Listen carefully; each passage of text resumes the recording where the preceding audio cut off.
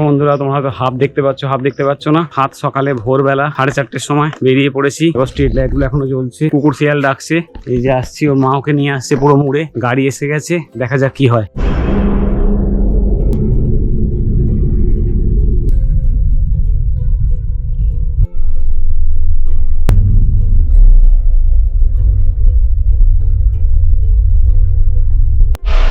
দেখো বন্ধুরা, এই যে ফিরছি, ওর মা পরে শান্ত হয়ে বসে রয়েছে। এই আমার সামনে বাবা বসে আছে। এই যে ব্যাপারটা হচ্ছে, ডাক্তারবাবুকে দেখালাম। ওনার সম্পর্কে অনেক শুনেছি আগে, বহুদিন ধরে চেষ্টা করার পর ওনার সঙ্গে দেখানো সম্ভব ওনার কাছে। ডিটেল অবশ্যই পরে বলবো। সব ডাক্তারই ভালো, ধরার ব্যাপার রয়েছে। ওর যে প্রবলেমটা চলছে, সেই প্রবলেমটা নিয়ে ডাক্তার বেশ কিছু রেমেডি বললেন, সেগুলো এবার নিয়ে আমরা 1 মাস ট্রিটমেন্ট করতে বলেছেন। 1 মাসের পর আবার আসতে বলেছেন। দেখা যাক কি হয়। হোপ ফর দ্য বেস্ট, যেন আস্তে আস্তে পুরো সুস্থ হয়ে ওঠে।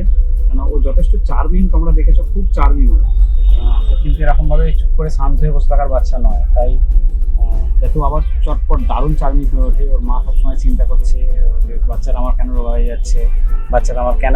মেন ব্যাপার, ওর মা যেটা বারবার অবজেকশন করছে, দুধটা বন্ধ হয়ে গেছে। রিপোর্ট এখানেও দেখলাম, রিপোর্টে ডাক্তার বললেন হ্যাঁ একটা নেগেটিভ আছে রিপোর্টে, কিছু পুশ সেল জেনারেট হচ্ছে, তার জন্য দুধ চলবে না। তো অন্য দুধ দিয়েছি, দেখা যাক এই দুধ পছন্দ হয় কিনা। 0 ল্যাক আর খাবে না এরপর থেকে। বাবু কাল থেকে অন্য দুধ খাবে। দেখা যাক, আজ থেকেই দরকারে চালু করে দেবো আইসোনিল।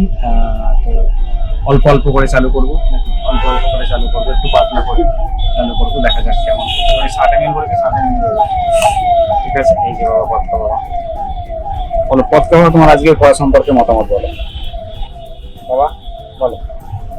এই যে বাবা, ও মাকে জিজ্ঞেস করছো, মা তুমি বলো ডাক্তারবাবুর ব্যবহার কেমন লাগলো, সিস্টেম?